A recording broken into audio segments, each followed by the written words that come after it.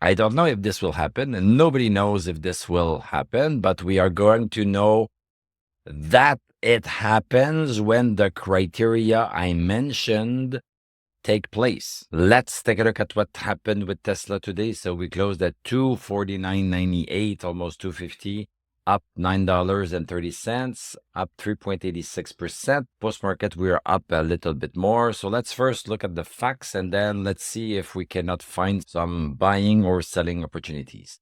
We are still into our downward channel. Not too long ago, we bounced on 217.65, and right now, this is pretty clear to see. This is so clear at 252.14. You see it? You see it? I cannot make this up. 254.14. This is a resistance, and basically, we are into this crossroad. We have a downward resistance, and we have a horizontal resistance, and we stop right smack on this. This is beautiful to see. The high of the day was at 251.58. And our resistance is at 252.14. So we are maybe 60 cents off. Let's take a look at the 1 hour chart to get more information in more details. So we have stochastic over 60 on the 1 hour chart. So this is one of the criteria that we like to have before getting a buy signal. We like to have stochastic over 60, a 21-day stochastic. And we also want to have a downward resistance, a diagonal downward resistance, which corresponds to a channel. We want to have a channel break, and then we also want to have a horizontal resistance break. So these are the three criteria that we like to have. So we have one right now, the stochastic over 60. We also have this downward resistance right here. We just closed a bit above, so we have that. We are only missing the break, the close above 252.14 in order to get a buy signal on the 1 hour chart. So this is what you need to check. It can happen on Monday at 10:30, 11:30, 12:30. It can happen on Monday. We don't know if it will happen, but if that happens on Monday, you can buy on the 1 hour chart. So this is what we can do. And we see that the 21-day moving average is below the stock price. So the stock price has gone higher than that. This is typical of a reversal.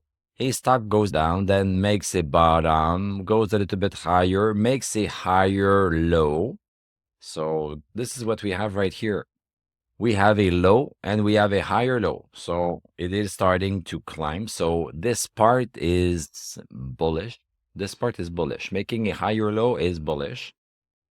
I can do the channel right now. So this is what we have right now. This is what we have. So, the channel, this bullish channel I just drew starts within the congestion zone. The congestion zone is right here between 217.65 and 252.14. This is the congestion zone. Then when we have a higher low within a congestion zone or anywhere else, we have a channel. So the channel is already forming, but we don't know if the channel is going to cross and close above 252.14. If it does not do it, the fact that we have a little bit of a channel like this is pretty much useless. So this is why I don't draw all of the channels, because they are not all useful. I am doing it right here for a teachable moment.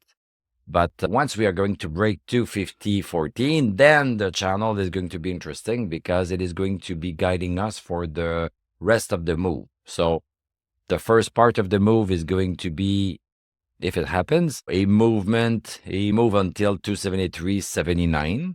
And then if we have a little bit of a pullback, we are expecting that pullback to be higher than 252.14 and maybe even higher than that, close to that bullish channel support, and then so on and so on. And then at some point, it is going to stop. It is going to break the support right here, and we are going to draw the corresponding bearish channel, and then we can do the same. This is what stocks do. They go high, they go low, and they go sideways, and we can map the movement, and we are following the tug of war between the buyers and sellers. So this is what we can do on the 1 hour chart. So this is encouraging. This is encouraging for Tesla. Tesla might be moving next week.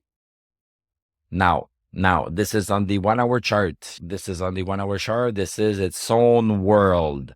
If we look at the daily chart, the facts of the daily chart, stochastic is not over 60, and stochastic is going to take a while, and we have not broken outside of the downward resistance. On the 1 hour, we have that break here. We don't have that break, so sometimes there's a resolution problem between the two time frames.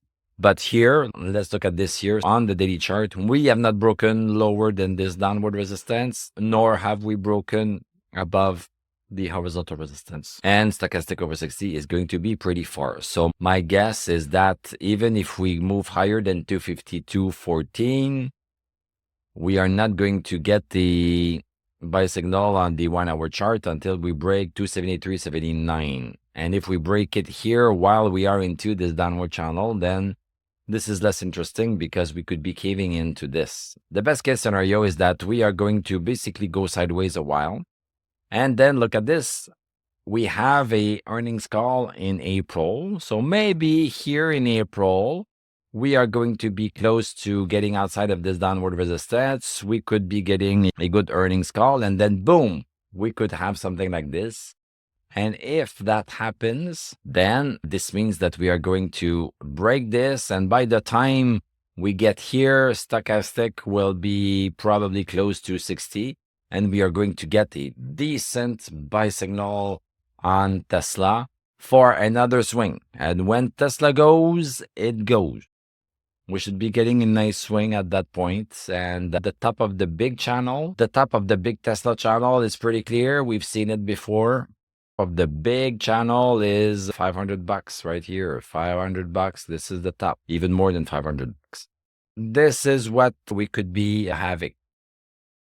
I don't know if this will happen, and nobody knows if this will happen, but we are going to know that it happens when the criteria I mentioned take place. So we don't know when. We never know when, but when it happens in the present, we are going to see it and act on it. We don't need to know when it will happen because we are waiting with our money on the sidelines. It's not like we have committed our money and hope that it goes up and we are wondering when is it going to go up because we are impatient. No, there's no impatience. There's no buy signal. The money is on the side. If there's a crash, we are not in it, so we don't care. So the time aspect does not apply. Let's take a look at the rest of the market. VIX, big drop in the VIX today, 11% down. We are down at 2178. Okay, so this could be helping the stock market if this sustains a little bit. Bonds, they have a hard time breaking 4.328. So that's fine with us. The lower the VIX, the higher the stock market. Let's take a look at Dow Jones. So Dow Jones is rebounding. We went lower than 41,368. This is a rebound with no stochastic. So you know what I think about these. So we could just be having a rebound for a further move down for the next phase of the downward channel. So we don't know that yet. SPX, also a bit of a rebound. No stochastic. We should not believe it yet. And NASDAQ, the same thing. NASDAQ, this is looking pretty nice because it's really bouncing a little bit on 19,231. So yes, this is a nice day. It doesn't change much. It does not change much. We don't have stochastic over 60. So no, we cannot say that things are recovering at all. We cannot say that. Looking at the heat map, look at this. It was a great day today. Everybody's happy. Fine, this is just another day. If we take a look at the economic data that we have received, Michigan consumer sentiment. So the forecast was at 63 and the consumer sentiment plunged to 57.9 in March 2025. The lowest since November 2022. Wow. Sentiment declined for a third straight month with many consumers citing the high level of uncertainty around policy and other economic factors. While current economic conditions were little changed, expectations for the future deteriorated across multiple facets of the economy, including personal finances, labor markets, inflation, business conditions, and stock markets. So yeah, the sentiment is not super great. Let's take a look at some Tesla news from our Discord server. Elon Musk's Tesla reportedly halts Cybertruck deliveries as owners complain of metal sides falling off. So the glue holding the pickup truck's stainless steel exterior in place is failing for many Tesla customers, causing its sides to protrude. It's the latest of numerous instances of build quality issues with the Cybertruck, a once promising vehicle now beset by problems. We have this guy that's talking about a piece of stainless steel that is being glued to the car and it's badly done and everything. This is not a nice piece of news for Tesla.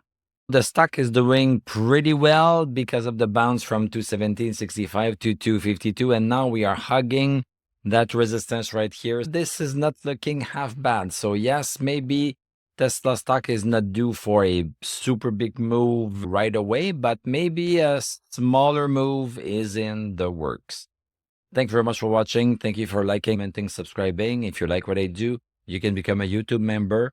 Click on my TradingView affiliate link. I'm going to wish you a great weekend. We are going to talk on Monday, unless you are a member, in which case we are also going to have a Tesla Weekly Live. On Sunday, we are going to take a look at the weekly chart of Tesla. And we are also going to take a look at all of the other stocks that we are following in our Discord channel to find maybe some buying opportunities elsewhere than with Tesla stock. Have a great weekend, and I'm going to tell you à la prochaine.